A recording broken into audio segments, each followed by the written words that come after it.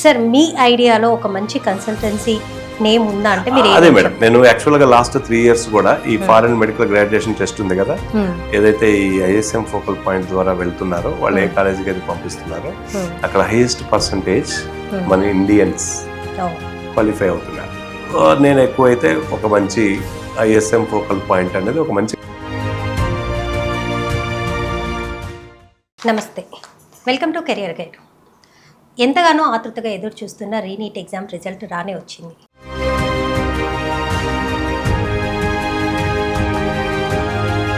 So ఈ re-NEET result గురించి మాట్లాడేందుకు మనతో పాటు ఫిజిక్స్ ఫ్యాకల్టీ విఆర్కే గారు ఉన్నారు, వారితో మాట్లాడతాం.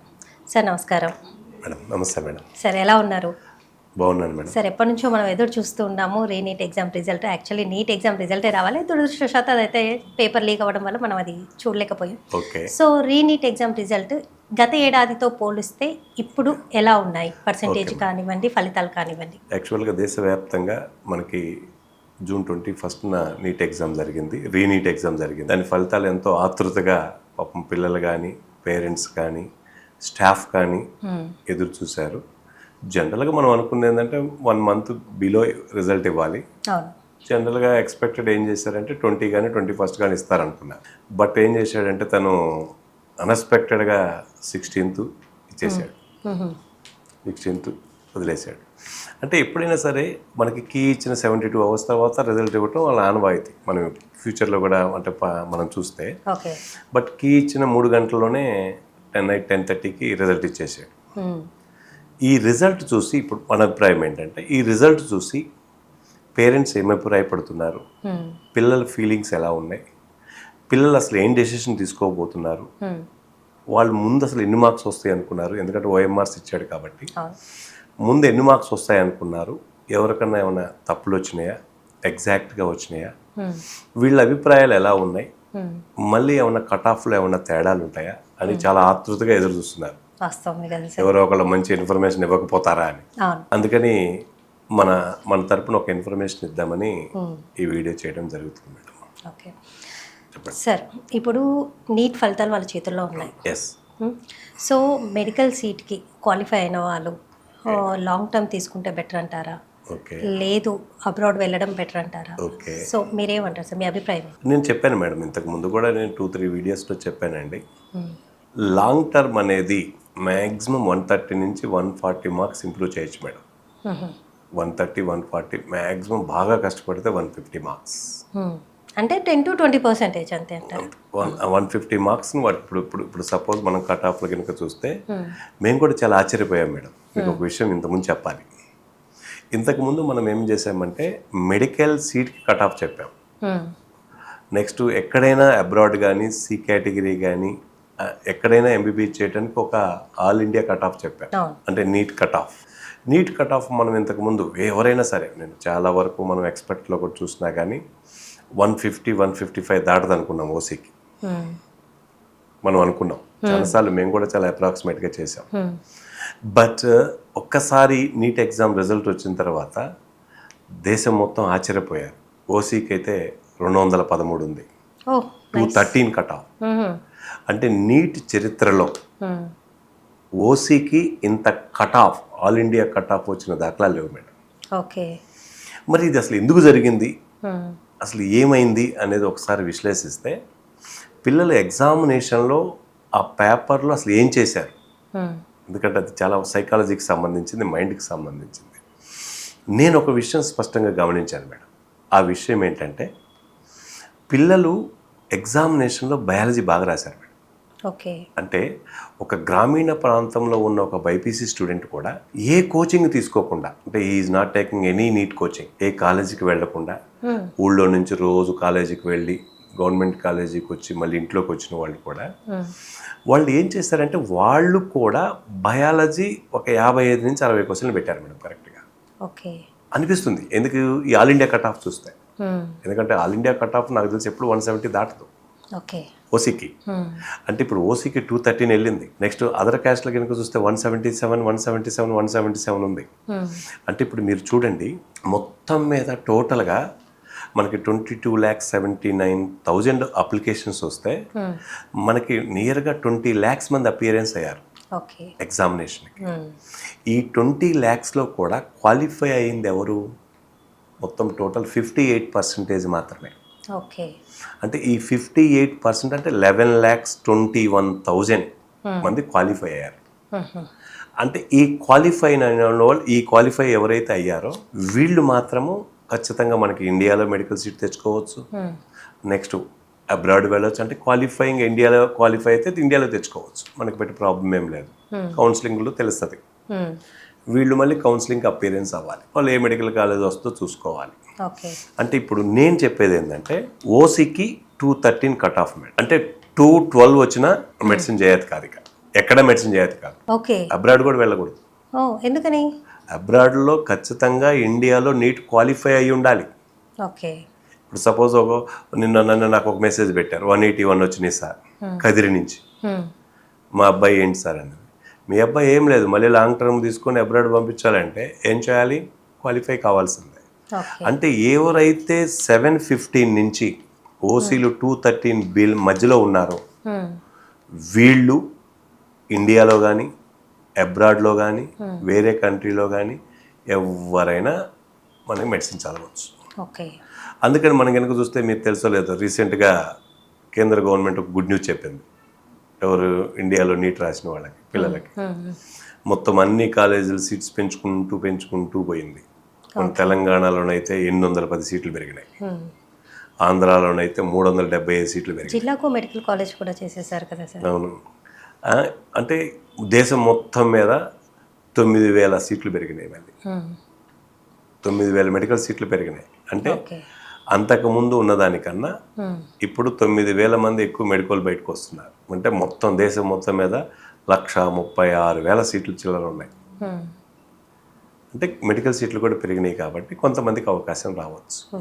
ఓకే సార్, మీరు మెడికల్ సీట్లు పెరిగాయని చెప్పేసి అవకాశం ఉంది అని అంటున్నారు. బట్ ఈ మెడికల్ అంటే నీట్ ఎగ్జామ్లో క్వాలిఫై అయిపోయి ఇక్కడ సీట్లు రాని వాళ్ళు ఉంటారు, కొంతమంది మెడికల్ సీట్ రాని వాళ్ళు ఉంటారు.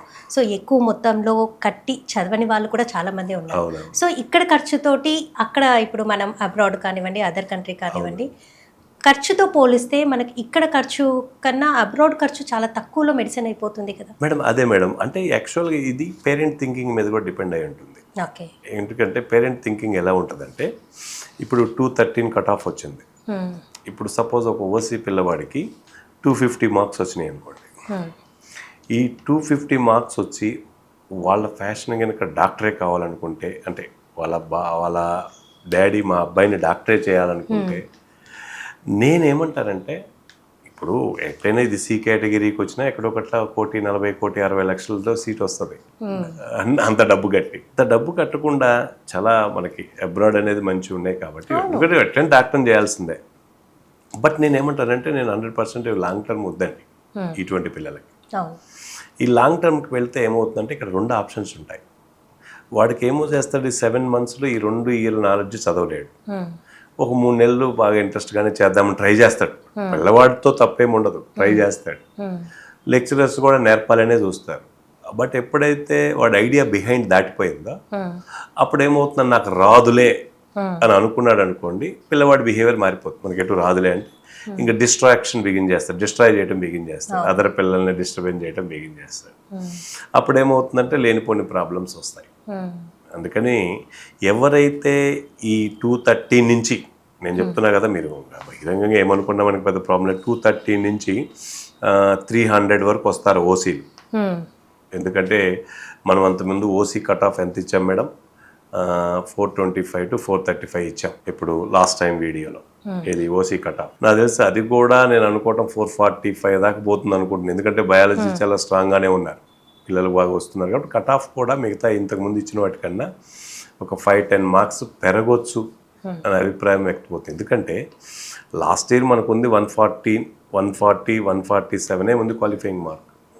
ఇప్పుడు ఏమైంది? 213కి పోయింది. అంటే నియర్గా మీరు చూడండి, 140 ఎక్కడ అంటే 73 మార్క్స్ పెరిగిపోయింది. బట్ అంతగనంగా టెన్షన్ పడాల్సిన అవసరం లేదులేండి, పేరెంట్స్ కానీ పిల్లలు కానీ.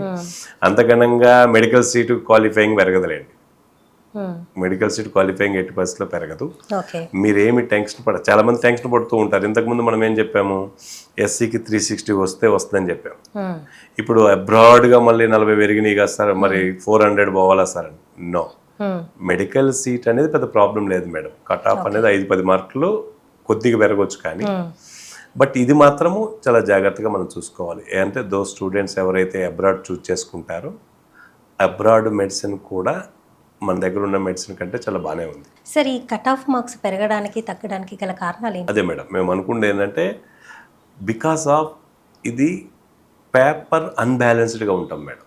ఓకే. ఇప్పుడు పేపర్ అన్బ్యాలెన్స్డ్ అంటే మీకు అర్థమైందా లేదా? ఫిజిక్స్ పిల్లలు బాగా డిఫికల్ట్గా ఫీల్ అయ్యారు, కెమిస్ట్రీ కొన్ని క్వశ్చన్స్ డిఫికల్ట్గా ఫీల్ అయ్యారు. అంటే నేను అనుకోవటం ఫిజిక్స్ 65% డిఫికల్ట్గా ఫీల్ అయ్యారు, కెమిస్ట్రీ నాకు తెలిసి ఒక 40% డిఫికల్ట్గా ఫీల్ అయ్యారు. బట్ మీకేమవుతుందంటే బయాలజీ ఓన్లీ 5-10% డిఫికల్ట్గా ఫీల్ అయ్యారు, అంటే 90% ఈజీగా ఫీల్ అయ్యారు. ఓకే.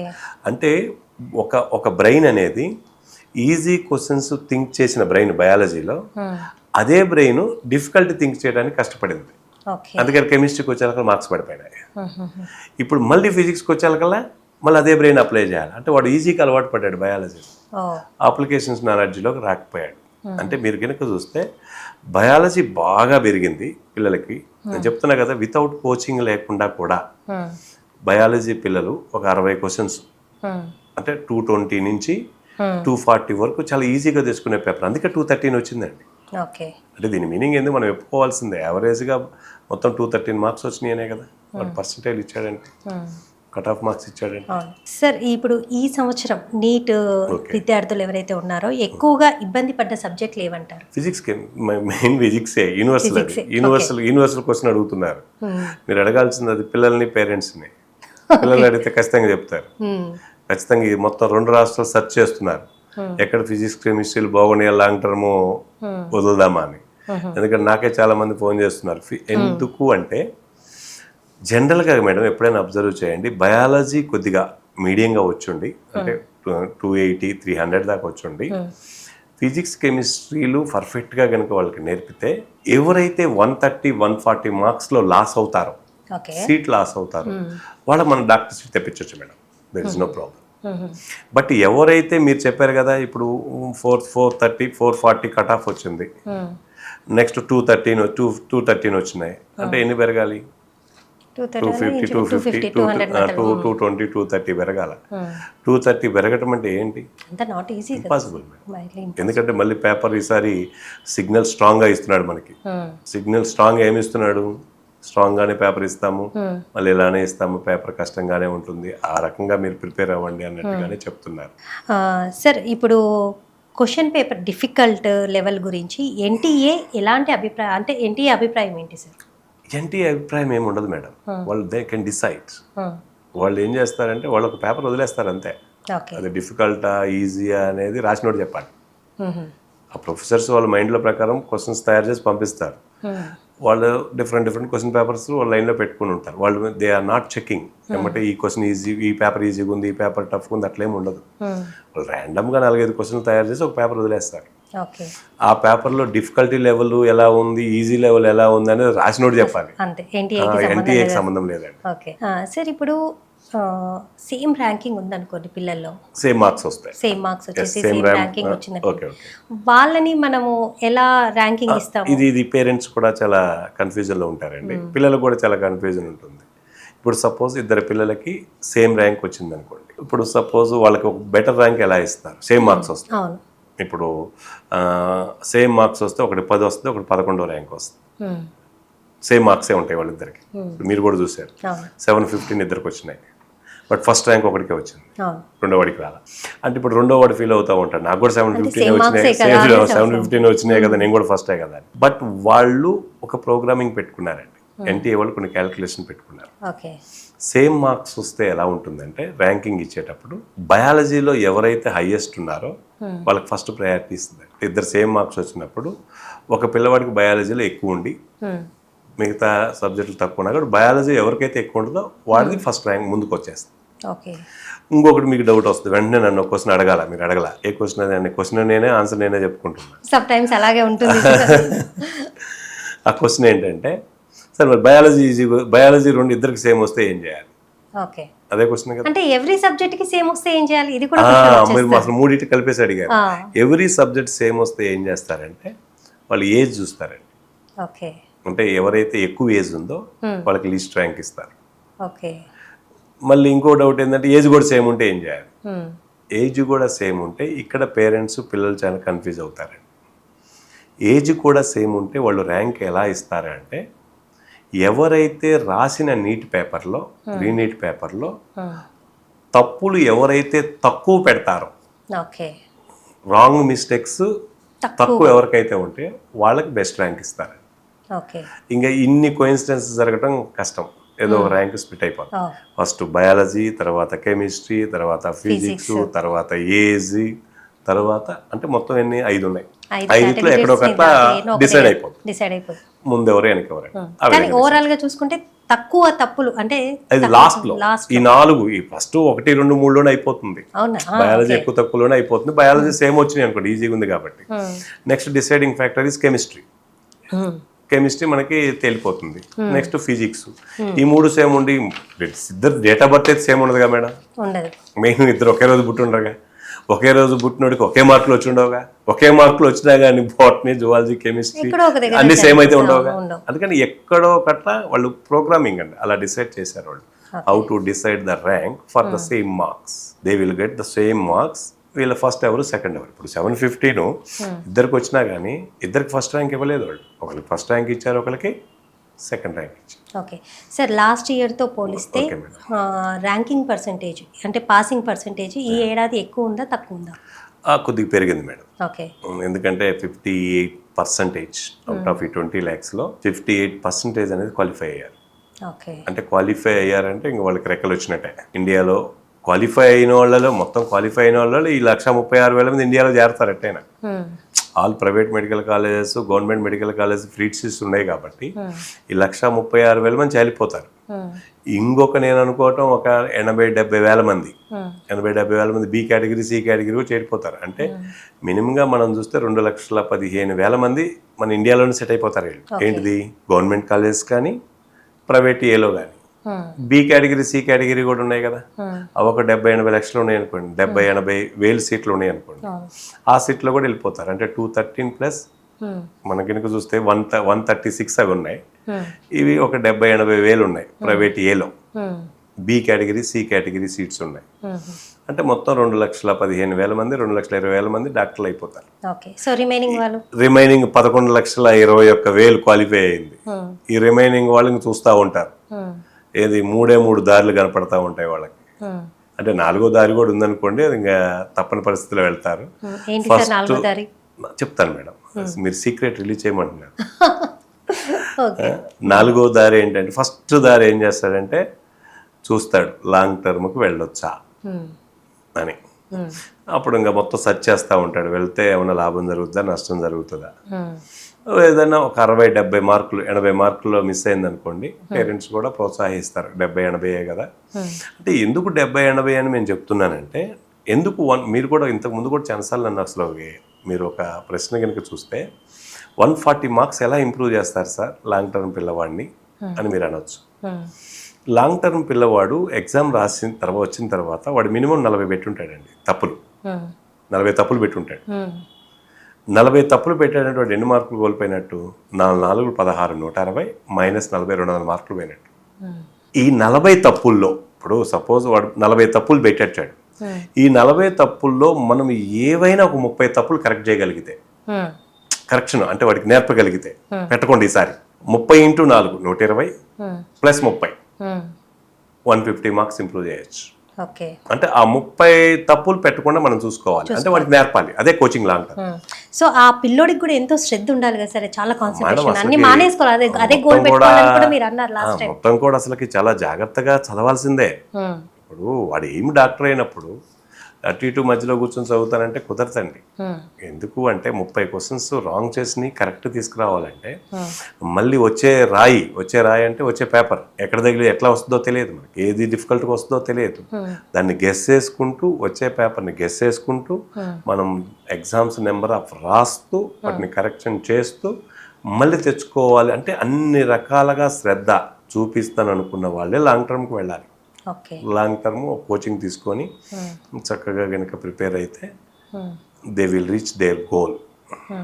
సార్ మీరు ఇంకోటి సార్ మీరు సెకండ్ కేటగిరీ చెప్పండి, ఆ తర్వాత అడుగుతారు క్వశ్చన్. ఇంకెవరైతే మనం చెప్పాం కదా ఈ 150 160 మార్క్స్ ఎబో వేరియేషన్లో ఉన్న వాళ్ళు డెఫినెట్గా వాళ్ళు ఇంకా 3 ఆప్షన్లు అని చెప్పాం కదా. ఫస్ట్ ఆప్షన్ అయిపోయింది లాంగ్ టర్మ్. ఎవరైతే 150 మార్క్స్ బిలో ఉన్నారో 140 మార్క్స్ బిలో ఉన్నారో లాంగ్ టర్మ్ రావచ్చు. ఇంకా సెకండ్ ఆప్షన్ మీకు తెలుసు B category, third option C category, fourth option abroad. Okay sir, ఎందుకు ఫోర్త్ ఆప్షన్గా అబ్రాడ్ పెట్టుకోవాలంటారు? ఇప్పుడు ఈ లాంగ్ టర్మ్ అంటే ఫస్ట్ కేటగిరీలో మీరు ఒక 40 మార్క్స్ తోటి అబ్బాయిని లాంగ్ టర్మ్ తీసుకుంటే 140 మార్క్స్కి వాళ్ళు క్వాలిఫై అయిపోతారు నెక్స్ట్ ఇయర్కి. సో ఈ బీసీ కేటగిరీ వాళ్ళు అంటే ఈ ఫోర్త్ కేటగిరీలో గల బీసీ ఉన్న వాళ్ళు ఈ ఫోర్త్ కేటగిరీని ఎందుకు ఎంచుకోకూడదు అంటారు? వీళ్ళు మొత్తం స్ప్లిట్ అయిపోతారు మేడం. యాక్చువల్గా బి కేటగిరీ కూడా హెవీ కాంపిటీషన్ ఉంది. తెలంగాణలో అయితే ఒక రేవంత్ రెడ్డి గారు కాంగ్రెస్ గవర్నమెంట్ బీఆర్ఎస్ గవర్నమెంట్ ఒక నిర్ణయం తీసుకుంది. నెక్స్ట్ అంతకుముందు ఉన్న గవర్నమెంట్ ఇంతకుముందు బి కేటగిరీలో కూడా రిజర్వేషన్ ఉండేది, ఆల్ ఇండియా కోటా అని.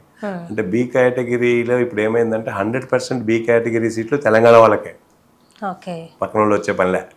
100% బి కేటగిరీ ఏవే సీట్లు ఉన్నాయో తెలంగాణ పిల్లలే తెలంగాణ కాలేజీలో చేరాలి. అందుకని బి కేటగిరీ కూడా కొద్ది కాంపిటీషనే ఉంది. ఇంకా సి కేటగిరీ వాళ్ళు నేను అనేది స్ప్లిట్ అయిపోతారు. మోస్ట్గా ఎక్కువ అమౌంట్ అంటే ఇప్పుడు కూడా సి కేటగిరీకి వెళ్ళే వాళ్ళు పాపము 1,60,00,000 ఉంటాయి. 1,60,00,000 1,70,00,000 వాళ్ళు ఫస్ట్ ఇయర్ పాపం ఎంతూజియాజంతో కడతారు ఎట్లా ఒకట్లా కష్టపడి. బట్ నేను అనేది కూడా ఇప్పుడే నేను వస్తా ఒక వార్త విన్నా, ఈ సి కేటగిరీ వాళ్ళు మనం కనుక చూస్తే ఇక్కడ పాస్ అవ్వటం మళ్ళీ 5 years చదవటము అన్నా కానీ ఎక్కువ అమౌంట్ స్పెండ్ చేయటం కన్నా they choose abroad is very better. ఎందుకంటే ఒకవేళ ఇక్కడ చదివి 1 year చదివి 2 years చదివి 3 years ఫెయిల్ అయ్యి ఆ కోటి వేలు కూడా ఒకవేళ అబ్రాడ్లో ఏమవుతుంది, ఫస్ట్ ఒకవేళ అంతగా నాలెడ్జ్ లేకపోయినా క్వాలిఫైయింగ్ నాలెడ్జ్ అయితే ఉంది కదా. అవును, అంటే మనం క్వాలిఫైలో కూడా మీరు లాస్ట్ టైం ఒకసారి అన్నారు, అంటే క్వాలిఫైలో కూడా 2 రకాలు ఉంటుంది, ఒకటి neat qualify and medical seat qualify. అవునండి. సో వీళ్ళు సి కేటగిరీ కిందకే వచ్చేస్తారా సార్ ఈ మెడికల్ సీట్ క్వాలిఫై వాళ్ళు?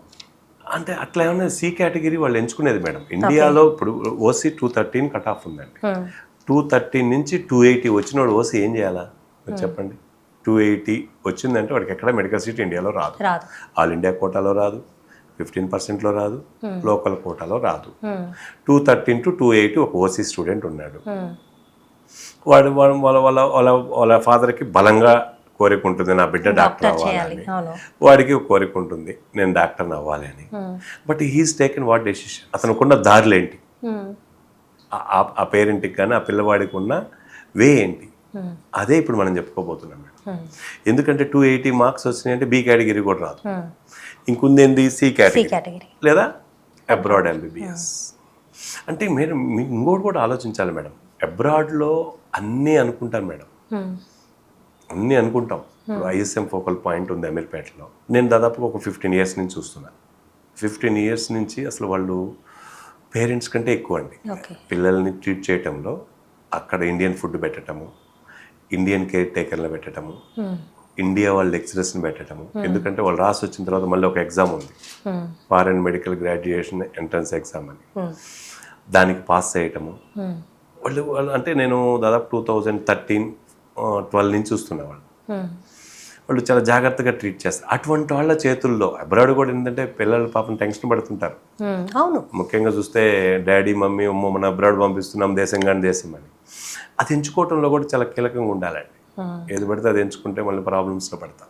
కరెక్టే కదా సార్, అబ్రాడ్ వేరే కంట్రీస్లో ఉంటారు కాబట్టి అట్లాంటివి కూడా ఒక మంచి అంటే నేను చూస్తున్నాను కాబట్టి ఉన్నాయండి.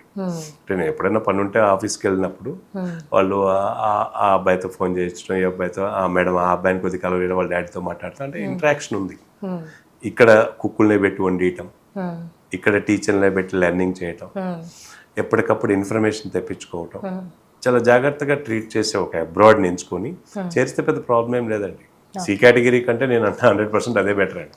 సి కేటగిరీ కూడా వెళ్తుంటారులేండి. సి కేటగిరీ కూడా మనకి చాలా ప్రొఫెషనల్స్ పోతూనే ఉంటారు. బట్ ఏంటంటే సి కేటగిరీలోకి వెళ్ళిన తర్వాత మళ్ళీ వాళ్ళు కష్టపడాలి. ఓకే.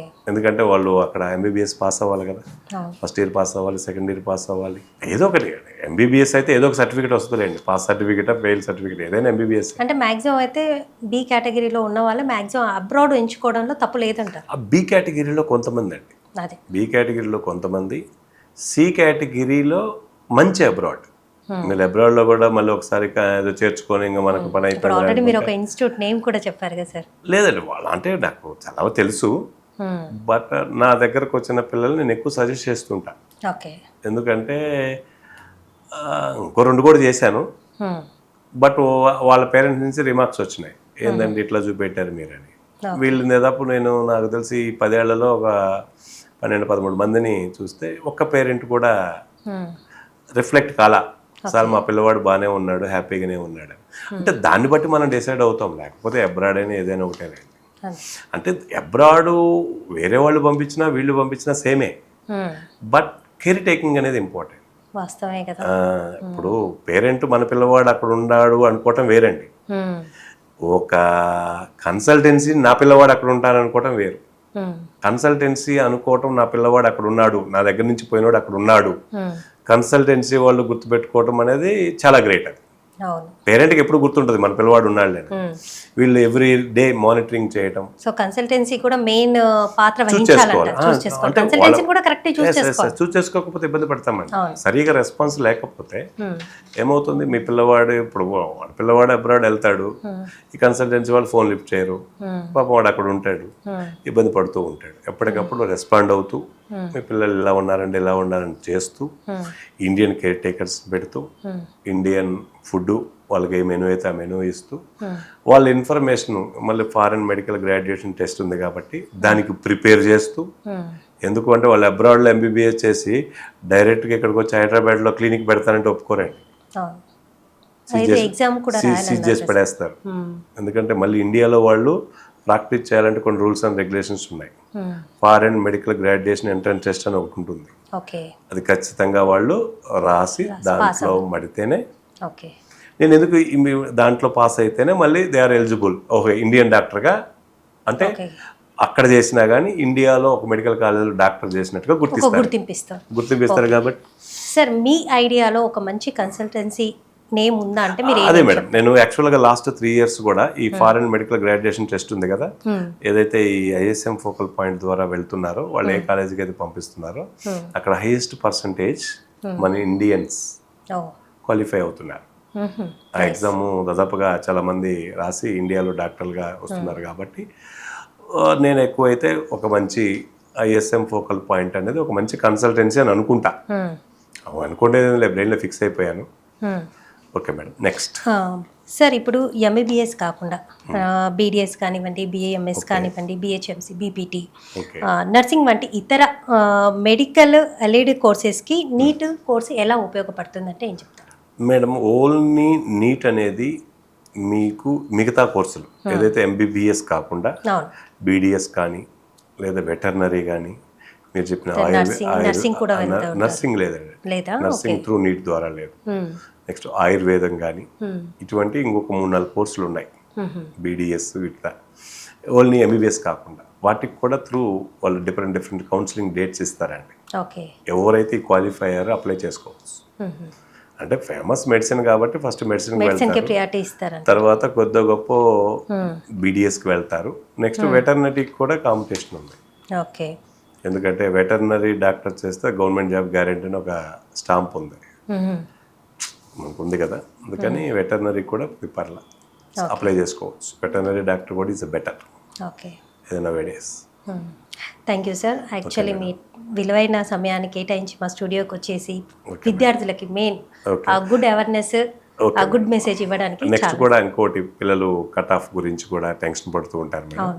మీ ద్వారా పేరెంట్స్కి కానీ పిల్లలకి కానీ చెప్పేది ఏంటంటే, తెలంగాణలో కానీ ఆంధ్రాలో కానీ ఇంతకు ముందు చెప్పిన ఏదైతే కట్ ఆఫ్లు ఉన్నాయో, ఇంతకుముందు మనం 425 to 435 అన్నాం, అది ఒక 5 to 7 మార్క్స్ పెరిగే అవకాశం ఉంది మేడం. ఎందుకు అంటే బయాలజీ ఇంత ఘనంగా పిల్లలు విరుచుకుపడి రాస్తారని మేము అనుకోవాలి, బట్ బాగా రాశారు. ఎందుకంటే ఆ కట్ ఆఫ్ మనకు చెప్తుంది, ఆల్ ఇండియా కట్ ఆఫ్. ఇంకొకటి కూడా మీరు ఒకసారి అబ్జర్వ్ చేస్తే నెక్స్ట్ 435 నుంచి 436 నేను ఒక మార్క్ మధ్యలో ఎంతమంది ఉంటారని అబ్జర్వ్ చేశాను. ఇండియా మొత్తం మీద 8,000 మంది ఉన్నారు ఒక మార్క్కి. అంటే హెవీ కాంపిటీషన్, హెవీ రష్ ఎక్కడ పెరిగిందంటే 450 నుంచి 400 మధ్యలో. ఓకే, 450 నుంచి 400 మధ్యలో విపరీతంగా రష్ ఉంది పిల్లలకి. ఒక్క మార్కుకి 1,500 మంది ఉన్నారు. ఒక్క మార్కుకి 450 నుంచి 449, 2,000 మంది, 1,500 మంది అట్లా. అంటే కాంపిటీషన్ అనేది హైలో లేదు, లోలో లేదు, మిడిల్లో చాలా హెవీగా ఉంది. ఈ హెవీని బట్టే పేరెంట్స్ టెన్షన్ పడుతున్నాడు, వస్తుందా రాదా సీట్ వస్తుందా రాదా. ఏం ప్రాబ్లం పడాల్సిన అవసరం లేదు. మెడికల్ సీట్స్ దేశవ్యాప్తంగా చాలా పెరిగినాయి. అవే స్టూడెంట్స్ ఇంతకుముందే రాశారు కాబట్టి కట్ ఆఫ్ కొద్దిగా ఒక 5-10 పెరిగిన సీట్స్ అయితే మ్యాక్సిమం మెంబర్స్కి వస్తాయి. నెక్స్ట్ ఏదైతే ఎక్కువగా మిస్ అయిపోయింది, క్వాలిఫై ఉన్నారో దే చూజ్ మెడిసిన్ ఇమీడియట్లీ, ఎక్కడొకటి చేయాలనేది, సి కేటగిరీ అబ్రాడ్ అనేది. 140-150 మార్క్స్తో మిస్ అయిన వాళ్ళు మళ్ళీ ఒకసారి లాంగ్ టర్మ్ తీసుకోవడానికి నా దగ్గరికే కాదు, ఎక్కడన్నా మంచి కోచింగ్ సెంటర్ తీసుకుని అప్పుడప్పుడు మాకు కాల్ చేసి సజెషన్స్ అడగొచ్చండి, నో ప్రాబ్లం. ఎనీ టైం నేను అవైలబిలిటీగానే ఉంటాను కాబట్టి మీ ద్వారా ఈ రిజల్ట్ పేరెంట్స్ కానీ పిల్లలు కానీ ఎట్లా వచ్చినా ఇంక మన పిల్లలదే, అంతే. మనం ఏదో ఒక డెసిషన్ తీసుకోక తప్పదు. చాలా చక్కగా ఒక డెసిషన్ తీసుకొని లాంగ్ టర్మ్ అయితే తొందరగా రండి. నెక్స్ట్ అబ్రాడ్ అయితే కనుక ఏదో ఒక డెసిషన్ తీసుకోండి. చక్కగా మీ పిల్లల డాక్టర్ కలవాలని నెరవేర్చుకోవాలి. అంతే కదా మేడం, పేరు ముందు డాక్టర్ అవ్వాలంటే చాలా ఉండాలి కదా. అది కూడా ఒక అదృష్టం ఉండాలి. ఇప్పుడు నేను ఎంపీసీ స్టూడెంట్ని, నా పేరు ముందు డాక్టర్ ఏం రాదు కదా. అదే అంటే ఓ డాక్టర్ని తయారు చేస్తున్నాం కాబట్టి అదొక తృప్తి ఉంటుంది, ఆనందం ఉంటుంది, చాలా ఆనందం ఉంటుంది. మనం డాక్టర్ని తయారు చేస్తున్నాం కాబట్టి. బట్ పేరెంట్స్కి, పిల్లలకి, ఫైనల్గా మా దగ్గర చేరిన పిల్లలకి నేను ఒక భరోసా ఇస్తున్నానండి, చాలా హ్యాపీగా ఉండండి. ఖచ్చితంగా డాక్టర్ సీట్స్ అనేవి వస్తాయి. ఎవరైతే డాక్టర్లు అయ్యారో వాళ్ళు కౌన్సిలింగ్కి రెడీ అవ్వండి. మళ్ళీ ఒక 15-20 డేస్కి కౌన్సిలింగ్ ఎప్పుడైతే బిగిన్ అవుతుందో ఆ కౌన్సిలింగ్ ప్రాసెస్ ఎలా ఉంటుంది, సీట్ మ్యాట్రిక్స్ ఎలా ఎంచుకోవాలి, ఏ ర్యాంక్కి ఏ కాలేజీలో సీట్ ప్రొడక్షన్ పెట్టుకోవాలనేది మళ్ళీ మీ ద్వారానే నేను ఒక వీడియో చేస్తాను మేడం. అంటే మెరిట్ లిస్ట్లో వచ్చిన తర్వాత దాన్ని బట్టి అప్పుడు మనము ఒక డిస్క్రిప్షన్లో పెడదామండి. అంటే పేరెంట్స్ కూడా ఐడియా ఉండదు, కౌన్సిలింగ్కి పోతారు వాళ్ళు, అంటే ఏది ఫస్ట్ కాలేజీ పెట్టుకోవాలి, ఏ సెకండ్ కాలేజీ పెట్టుకోవాలి, ఏది ప్రయారిటీ ఇవ్వాలి, ఏ కాలేజీలో సీట్ వస్తుంది అనేది. అది కొద్దిగా నాకు 14 సంవత్సరాల నుంచి బాగానే అనుభవం ఉంది, నేను వెంటనే జస్టిఫై చేయగలను. అది కూడా మనం ఒక వీడియో ద్వారా అందరు ప్రతి ఒక్కరు మన దగ్గర రాలేరు కాబట్టి ఎలా చేసుకుంటారు ఏందనేది ఒక క్లియర్ వీడియో కౌన్సిలింగ్ స్టార్ట్ అయిన తర్వాత, అంటే మెరిట్ లిస్ట్ వచ్చిన తర్వాత, when before the counselling starts మనము పేరెంట్స్ అవేర్నెస్ వీడియో ఒకటి చేద్దాం మేడం. Sure sir, sure. వాళ్ళు కౌన్సిలింగ్ అప్లై అయితే ఏవైతే సీట్ వస్తుందో పెద్ద ప్రాబ్లం ఏం లేదు, మీ ద్వారానే మళ్ళీ ఒక చేద్దాం. Okay madam. ఓకే సార్, నమస్తే. నమస్తే మేడం.